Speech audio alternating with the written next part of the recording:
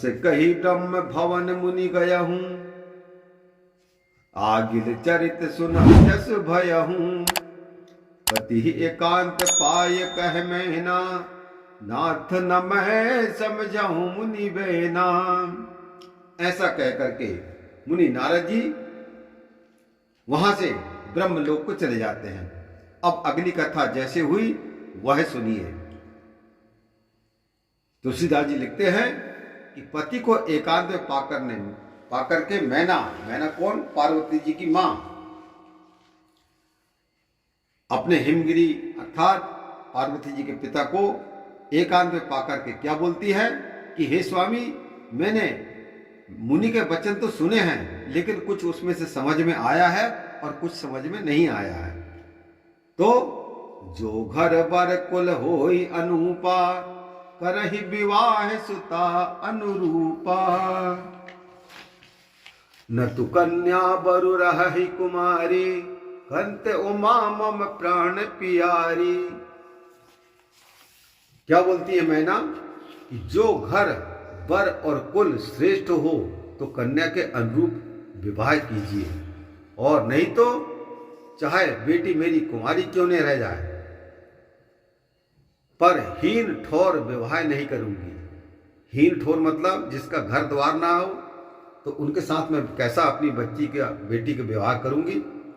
हे कंत अर्थात हे पतिदेव, उमा मुझे प्राणों के समान प्यारी है। इस प्रकार से मैना है पार्वती जी की मां अपने पति हिमगिरी से बोलती है। जो न मिलहि वर गिरिजहि जोगु, गिरिजड़ सहज कहूँ सब लोगु।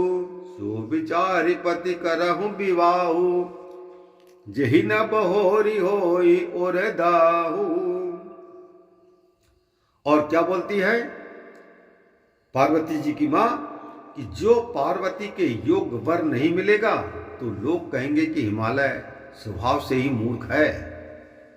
सो हे स्वामी, यही विचार कर विवाह कीजिए, जिससे फिर मन में पश्चाताप ना हो। अर्थात योग वर के साथ में ही कन्या का विवाह करें अपन। अस कही परी चरण धरि शीशा, बोले सहित स्नेह गिरीशा। बरु पावक प्रगटे शशि माही, नारद बचन अन्यथा नाही। ऐसा कहकर के मैना ने चरणों में सिर रख दिया, अर्थात अपने पति के चरणों में इतने वचन बोलने के बाद में सिर रख देती है।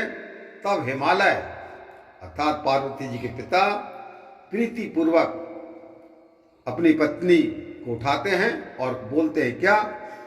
चाहे चंद्रमा से आग निकले, जबकि ऐसा होता नहीं है। चंद्रमा हमेशा शीतलता प्रदान करता है और सूर्य जो है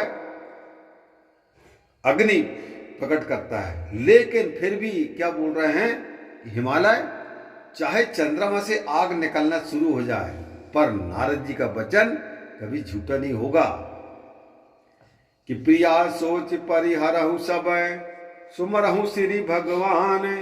पार्वती जिन निर्मयहूँ, सोई करयहूँ कल्याण। लखन सिया रामचंद्र की जय। और क्या बोलते हैं हिमालय अपनी पत्नी सुनैना से कि हे प्यारी, सब सोच को त्याग दो और श्री भगवान का भजन करो। जिन्होंने पार्वती को बनाया है ना, जन्म दिया, वे सब अच्छे ही करेंगे। ऐसा भरोसा करके हमको और आपको ईश्वर का भजन करना चाहिए। सियावर रामचंद्र की जय।